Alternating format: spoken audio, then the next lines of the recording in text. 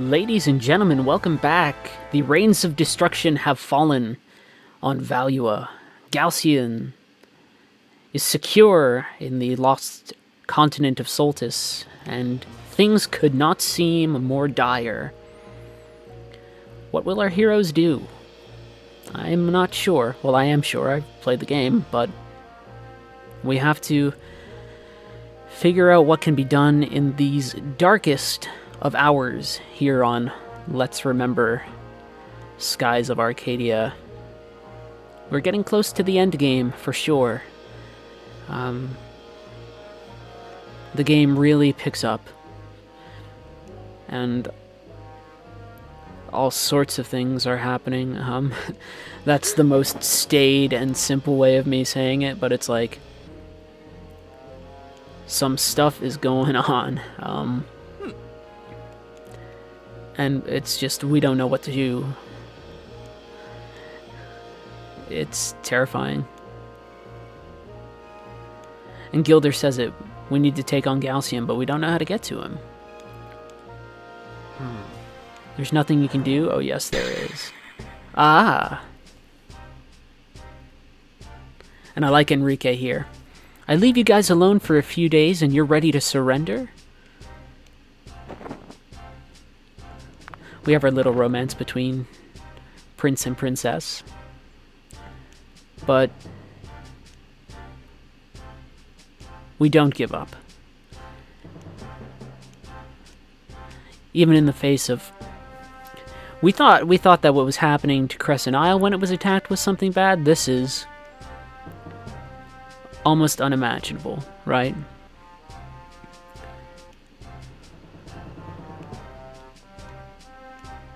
He will send his armada to each of the countries and demand that they surrender. He will most likely go with them. So we have to wait until he's out of his base to attack him.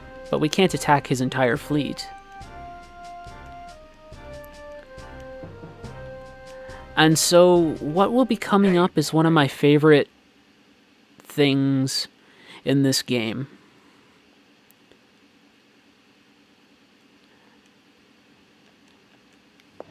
Old friends return. Again and again, old friends return. When we have all but given up, our friends come back to help us.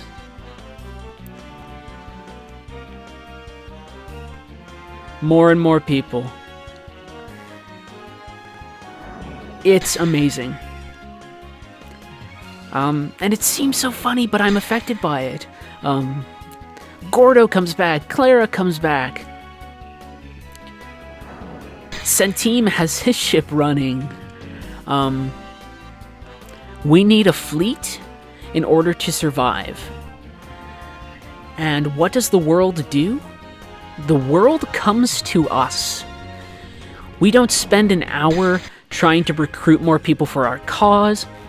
We need help, the world needs help, and the world comes to us and offers their support. And so when I've talked about how broad certain things are in Skies of Arcadia, and I've talked about it building to a point, this is the point. And we can argue whether or not the broadness in some of the depictions of things that occur in this game justify or are redeemed by this moment, but I think that the broadness of everything that we find, whether it's characters or cultures, is incredibly important because it pays off in this moment. All of these disparate people, which are, they're demarcated by different visual aesthetics and design aesthetics and all of these things, come together with a common purpose, and that purpose is to look evil in the face and say no. And that is fucking cool.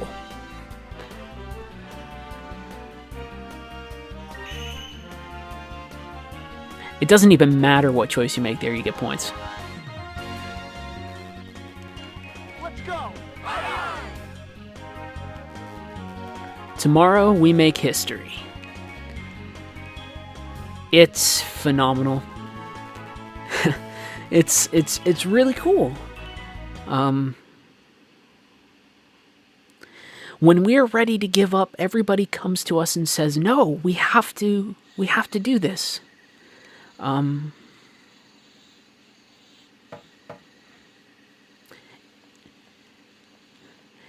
You know, it's Nice. all sorts of people. Beleza doesn't come with us, though.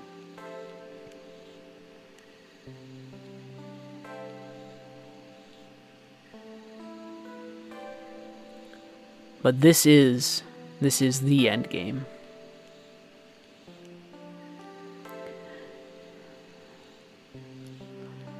The climax.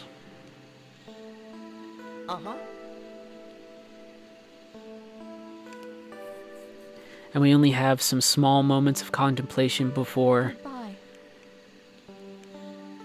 win or lose tomorrow, the fate of the world is decided.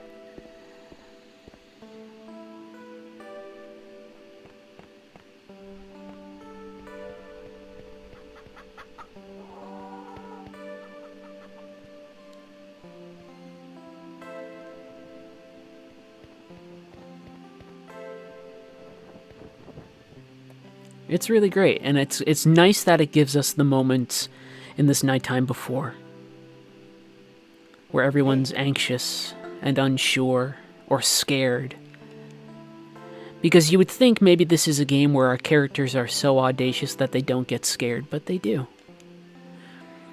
They get conflicted, they get scared, even in a game where everything seems pretty black and white.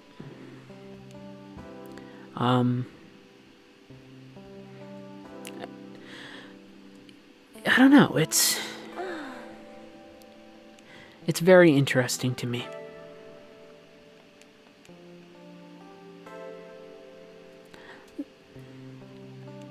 This is the closest we also get to any sort of romantic encounter with Fina and Vise. And I say that very loosely. If only because there's a lot of physical intimacy here, because the correct answer is to say nothing.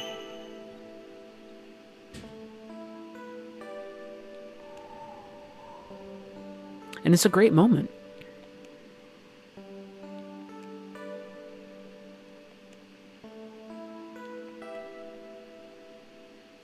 And so, when I talk about these three characters being Vi, Zyka, and Fina being a functional example of polyamory, this is one of the moments that seals the deal for me.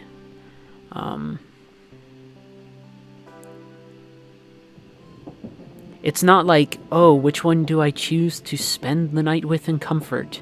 It's not some gold saucer date bullshit.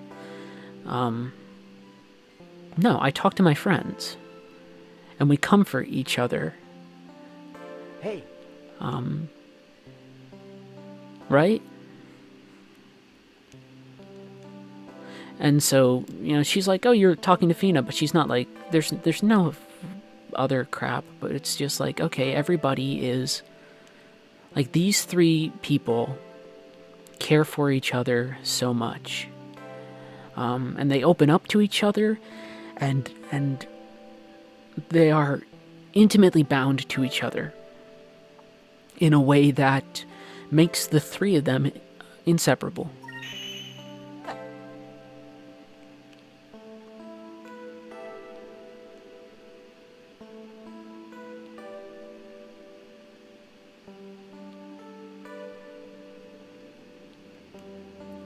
It's, I'm glad the game has this.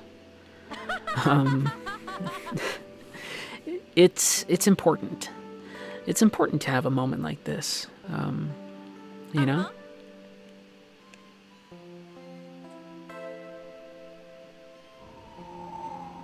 Right, and again we have physical intimacy. Nothing ridiculous.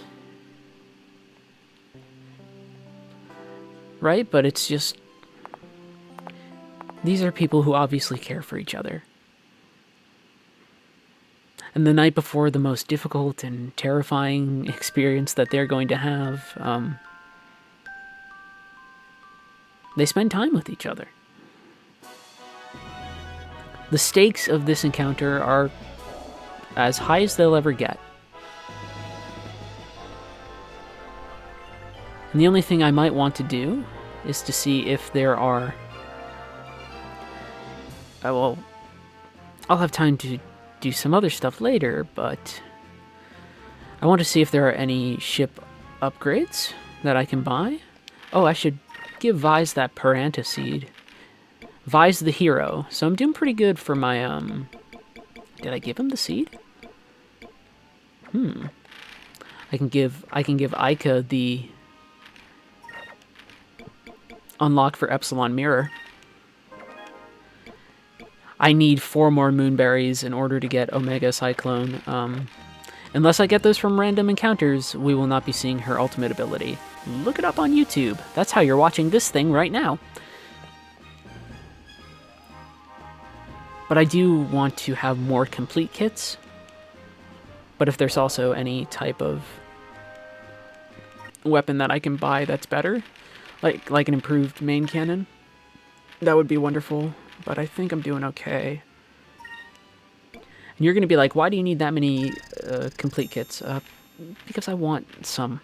Darn it. And a couple of rudder greases, because that will slow down how much spirit is used per encounter, which is pretty good. But the world comes together, and it's the entire Yafutoman Navy is going to show up. Every black pirate, every blue rogue, they all show up. And sure, we only get some representation of that from only so many ships from the characters that we know, but it's like, look at all those black pirates, and then, you know, members of the Yafutoman Navy, and it's the world coming together to fight the friggin' bad guys. We're gonna fight the bad guys.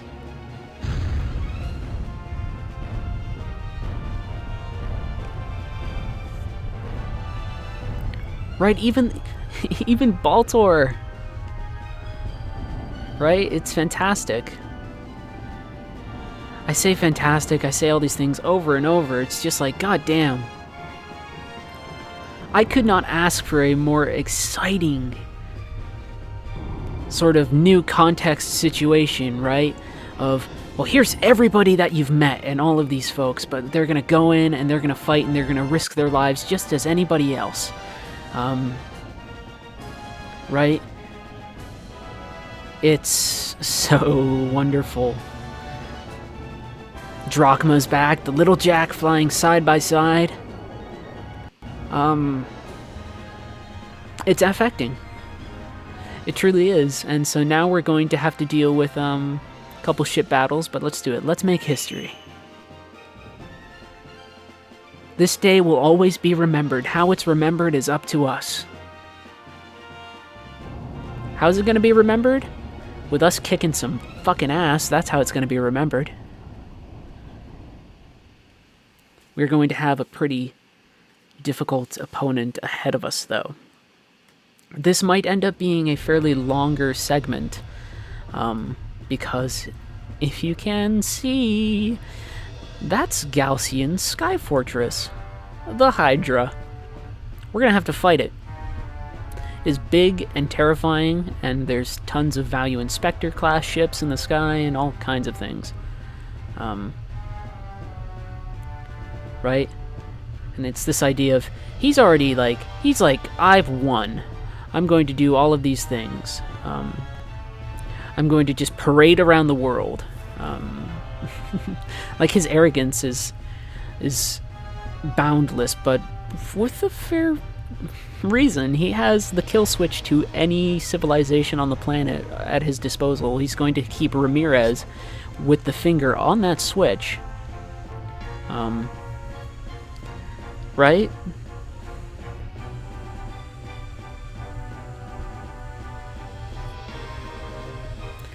And Ramirez keeps on wanting to stay close to Galcian, but he will return to Soltis.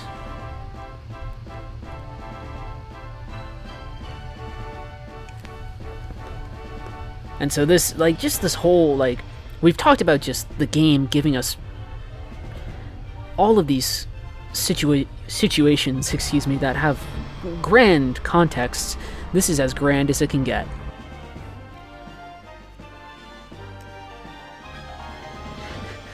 It's really something else. So we had to fight some ships to make our way to the Hydra. And this will not be our last string of airship battles, but it definitely is supercharged. I'm just feeling adrenaline. Just a ton of it. We're just able to open up. Like we said, those opening battle rounds are not too exciting, but now I'll have as much spirit as I want. We've talked about the expansion of the canvas. Here I just have a string of battles to make the system my playground. So I keep on talking about ways in which Skies of Arcadia's last act sort of builds, and this is certainly the last act, right? And we have all these ships. We have the magic crystals that we were seeking actually being these forces of destruction. We had, characters who were villains who changed their allegiances. We have the bad guy partially succeeding in his plan. This is like Kefka getting the Warring Triad statues out of alignment to a certain extent. This is Kefka with the Light of Judgment, except everybody sort of is going to rally up to fight Kefka. To continue the metaphor, it's. I wish I had the words. My lack of words probably speaks to the situation more than anything else.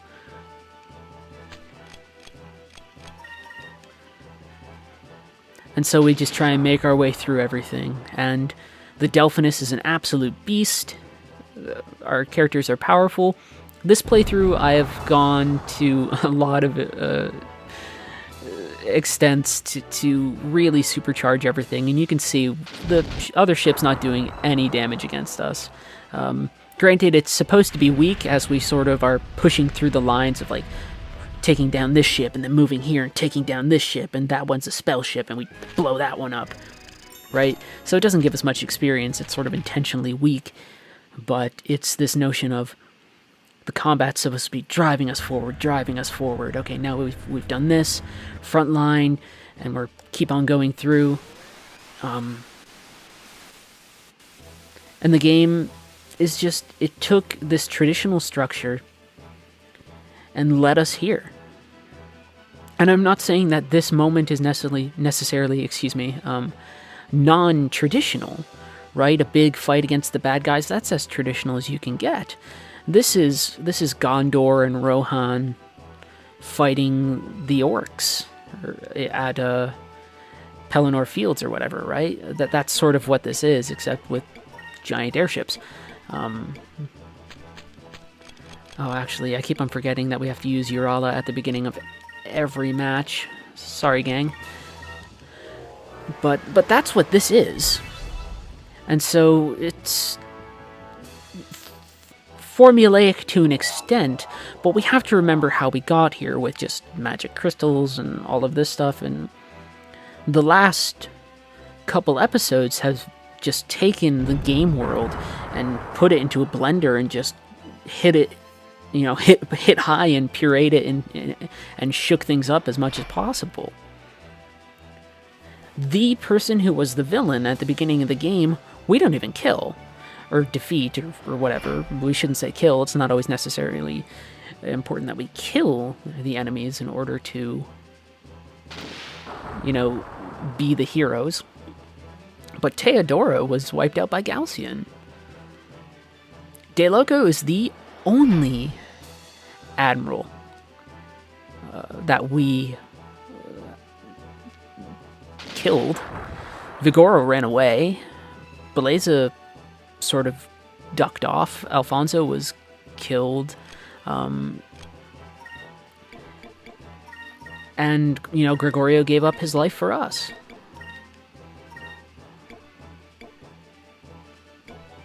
I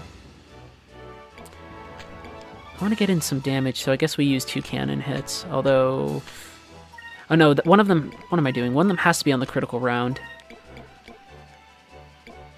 Increm. In fact, no, we don't have to do that. We can just buff the heck out of our ship, even though Quicka only lasts for so long. We can set up and just buff ourselves. Increm, rather, will last for a decent amount of time, but Quicka will help us in the next round, so long as we sort of maneuver and get ourselves into the right spot to use the Moonstone Cannon. But again, this is us punching through the enemy and getting towards the Hydra. And this is why I needed the complete kits. Over time, I'm going to take, obviously, plenty of damage, so you just have to choose the right moments to really spend those items sagaciously. Sagacious implies like a almost zen approach to it. No, you just have to be careful about how you consume your items. Because an attack like the one we just sustained did about 10,000 damage, which is, I don't know, little less than a fifth of our health.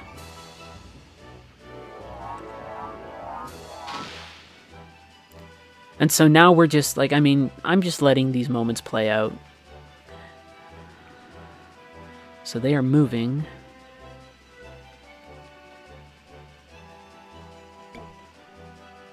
Stay put.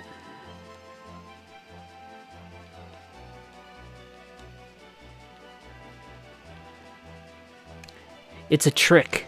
It's always a trick if the enemy's trying to do something like that to you. Shit, complete kit. And we want to use our... Where's our grease? Yeah, there it is. So this turn should probably do it anyway. Yeah, so yeah, we were at about half health. So that's good. You definitely get the feel for how airship combat works. Not just the grid, but also, you know, okay, this enemy's doing a sharp turn, they're an advanced warship, should I pursue?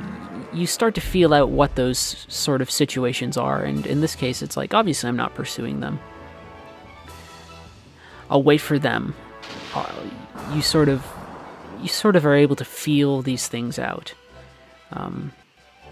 Obviously, you could sit back and like memorize that sort of stuff. Some of them I just remember, but it's also like, you feel it out.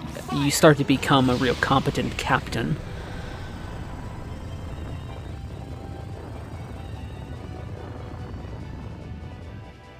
So yeah, there we go. Pretty good. Oh, I gotta tell you, this has been a long recording session. I'm so scared that everything is not the way it should be right now. Crystal cannon would be great if I could upgrade in between, but I can't, so that's just going to be in storage.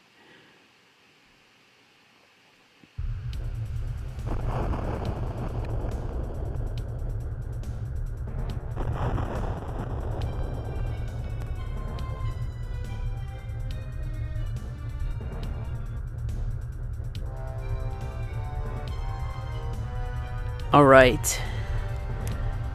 Now we're ready. Fighting the Hydra.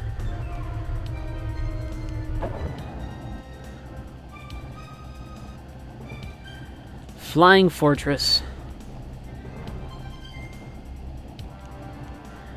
So, nice big fight.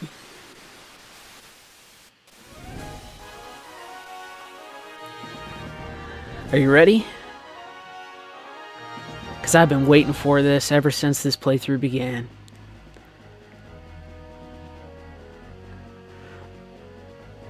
Some pretty cool design, too. As we move into the latter halves of the game, we get some really dramatic and exciting airship design, which I greatly enjoy. Of course, our standard opening attack turn. And every single turn against this thing is a caution turn for us. Some of them will end up being danger turns, but mostly predominantly a caution turn of just this thing will always be able to do some output, and we always just need to watch ourselves. Whether it's going to fire with its main cannon or something else, it's just this massive battery. Like, its sub-cannons even, you know, are these incredibly powerful things.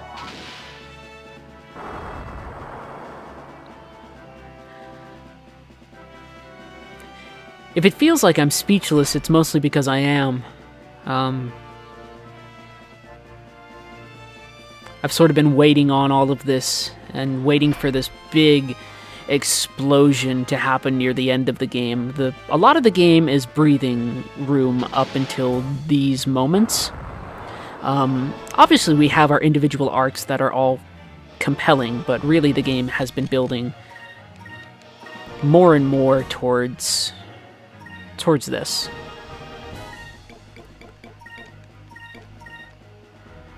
And so, again, we will use some rudder grease and go from there. And we can almost always use Moonstone Cannon, because it's not like that thing's going anywhere. But we'll see how much damage we end up doing. You see that? You see how powerful of a ship this is? We're going to be here for a while. This will be our segment. It will be fighting the Hydra. And hopefully I'll find some sort of discussion to really relax you and bring you into the battle, and we'll just kind of go along our way. I say that and then I'm immediately stymied for words. We'll eventually chip our way down, but it's just... You know, I mean, there are games out there that I absolutely love and would love to sit and really do some playthroughs of. I would love to do a playthrough of Wild Arms 3 or something, right? But I don't know if it ends up having the same sort of payoff as Skies of Arcadia does. Granted, any time I talk about Skies, it needs to be filtered through the lens of my nostalgia and my own sort of hype that I generate regarding the game, but you know, Wild Arms 3 doesn't build up to this sort of thing. Plenty of other games don't build up to this sort of thing. We need those complete kits. Oof. I guess we do the torpedo into the critical rounds again and again. It's a hard decision. It's a hard decision to make when you see a critical round against you. It's... I am struggling for words right now. But it's definitely, there's a lot to sort of chew through. And I'm disappointed that our attack didn't connect there. The game doesn't piss about when it gets to this point. The Delphinus is robust. I'm not too worried about our entire situation so long as I play smart. But in general, what we are dealing with is this is a large culmination of the ship combat system. It doesn't necessarily challenge us on a quick critical thinking level. It challenges us on a broader strategic level. We need to think of this engagement as something larger. God, I don't remember. I'm gonna say attack the enemy's hull. Yeah. And we just want to get in a big damage round. And we're at full health, but we'll be okay there at the end. I'm narrating a bit, but really, this is... I don't know, I feel like, you know, res ipsa loquitur, right? The thing speaks for itself. And my capacity for language when it comes to some of this perhaps is limited. I'm a touchy-feely person. I'm not a heavily intellectualizing person. Strong hit there. Feel good about that.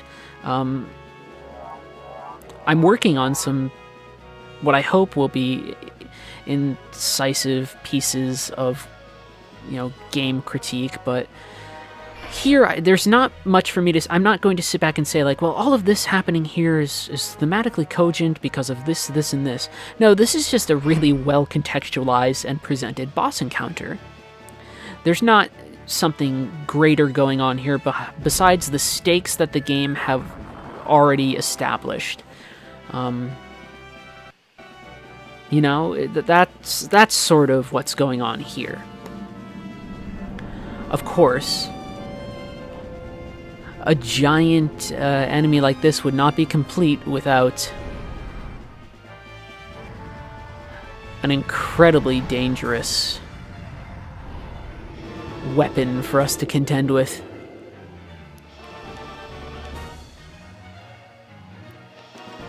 Now or never, the game tells us. You're goddamn right. I should have buffed. Whatever.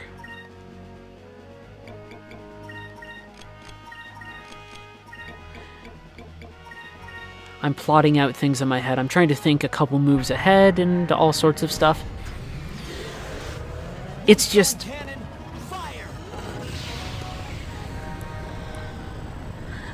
What's nice about a scenario like this, and I'm not going to analyze scenarios too greatly, I don't think, is that the context of what's going on is so large that it does feel very historic. This game does a good job of making it feel like you are participating in the history of a world and shaping the history of a world. Sometimes I don't feel like that.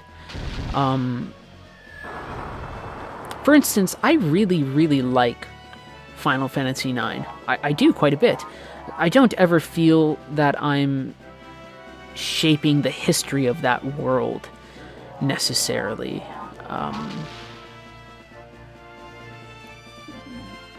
In fact, not really at all.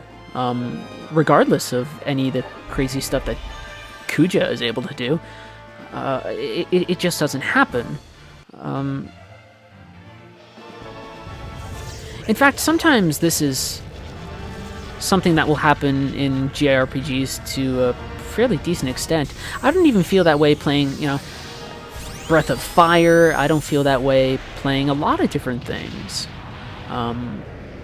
Here I definitely feel like something important is happening. I feel like there's more going on here than in some other games. I really do. Alright, so we don't want that on the final turn, but I do want cannon. I do want cannon. And we'll buff this turn, feeling good.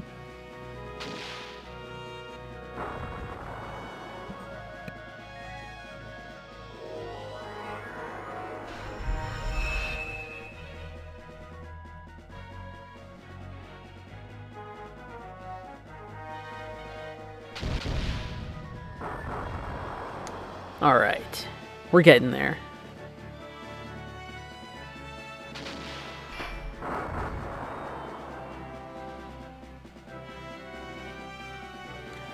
So, I mean, there are games where I do feel like I am having an effect on history, but they tend to be games that actually literally involve history, where I can see the effects of my actions.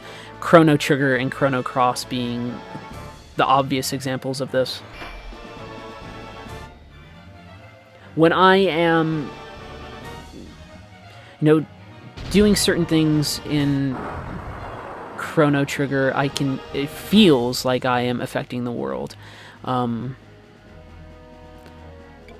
Attack the upper part of the enemy vessel, I believe, because the cannon's down near the hull now. Yup, cool. I remembered that. I feel pretty good. Complete kit at the start. Ancient cannon. Another cannon. And... actually, no. Focus. So when something like the fall of Zeal happens in Chrono Trigger, like, that feels impactful. When I go back in time and I destroy whatever the heck the name is of the giant dungeon with Queen Zeal at the end. I can't think right now because I'm focusing on the game. I mean, that feels historic because I can go immediately into parts of the story or another segment of the overworld time-wise, and I can see the effect. Like, all of a sudden, oh, the Black Omen. That's what it is. The Black Omen's gone. There are other games where I get a certain sense of history as well, but that's because those games build in a lot of history to their space, and they make it games that are about people. And if a game is about people, then you really feel the impact as well. Suikoden 2 is really good about this, because the sort of fates of the nations that you are involved with are well and truly sort of at your mercy. Mercy being a strong word for it, but certainly an appropriate word for it. Your behaviors are going to affect these things. The Suikoden games are amazing about that.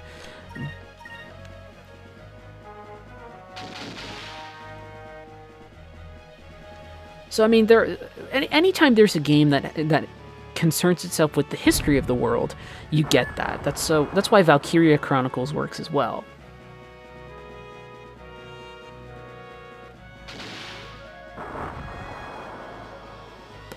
But, like, I don't always feel like there's nothing about Persona 3 that feels historic. Certainly important stuff is happening, but it doesn't feel historic. Despite the fact that the threat that you were facing is, like, cosmological and will freaking destroy everybody. Because everything is so localized, it doesn't feel historic. Here, Skies of Arcadia is not localized. Skies of Arcadia is a game that's about a space. It's about a world. And so you really feel it in an encounter like this.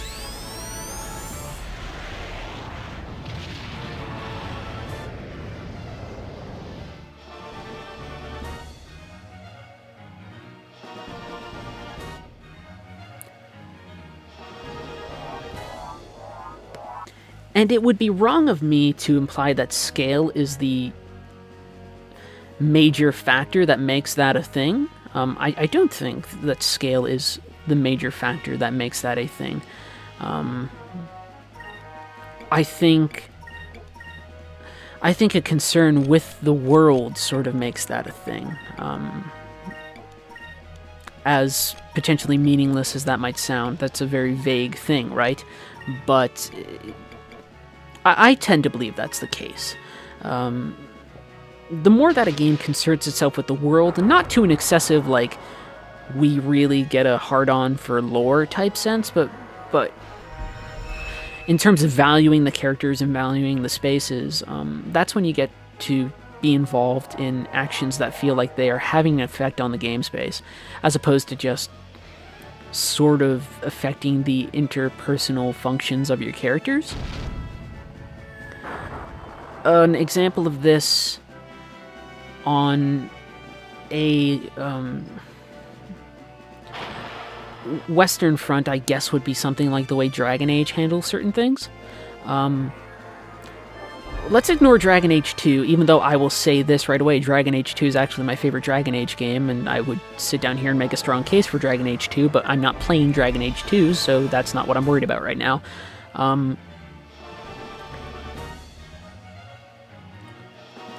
There's something about the way that interactions are done in Inquisition that makes that game feel grander, and it's not just because it's like, oh, rifts are opening in the sky, but it's because I honestly think the thing that makes that game feel the most sort of grounded or personable towards the game world is something like the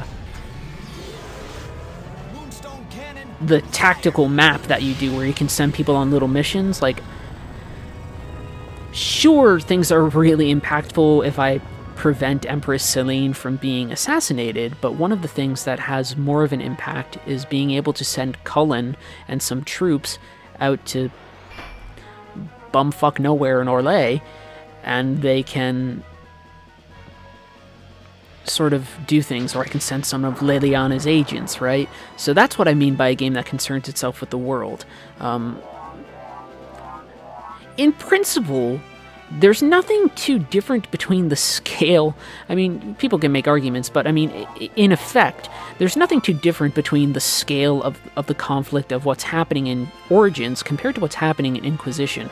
Sure, your Inquisition plays it up a bit more in terms of, like, this will destroy all of Thedas, as opposed to, like, Dragon Age Origin being a little bit more focused on Ferelden, but the threat is, like, if the Blight passes Ferelden, then, like, most people everywhere else are fucked, so game over in either case is really, really bad. But you feel like you're making a difference in Dragon Age Origins because the game sort of shows you that a bit, so I guess showing is one of the things that affects it to a certain extent. Dragon Age 2 gets away with not necessarily showing as much, but that's because it takes place over like a 7-year period, or maybe even a single decade. I forget how long it's supposed to be.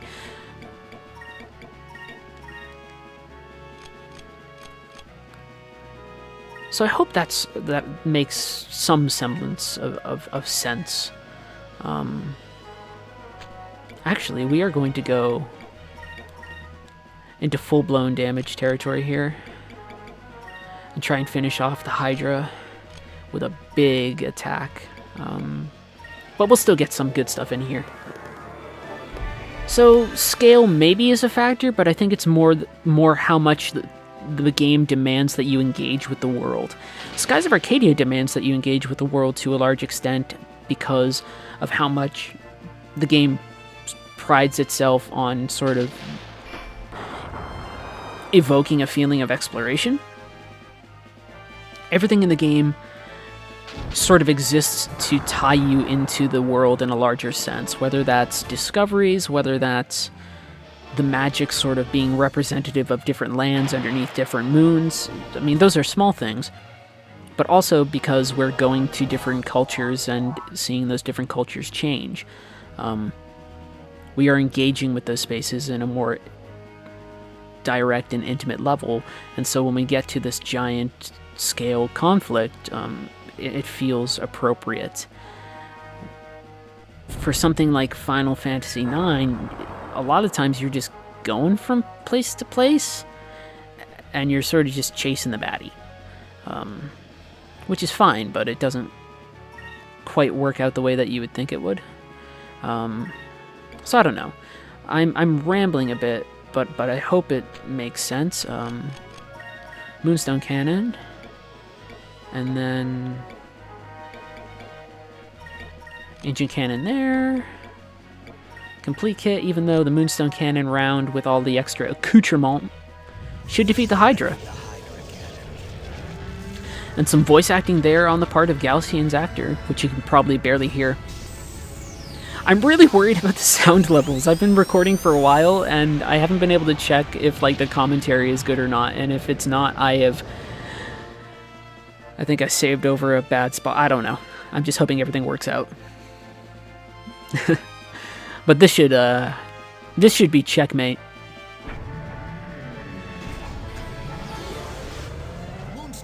Feeling pretty good.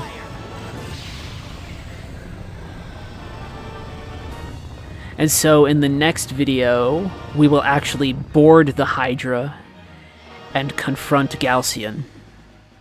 How's that sound to you? Sounds pretty great to me. But I hope some of what I was saying about scale or like how games make the conflicts feel a certain way makes sense. So the battle is over. We have won.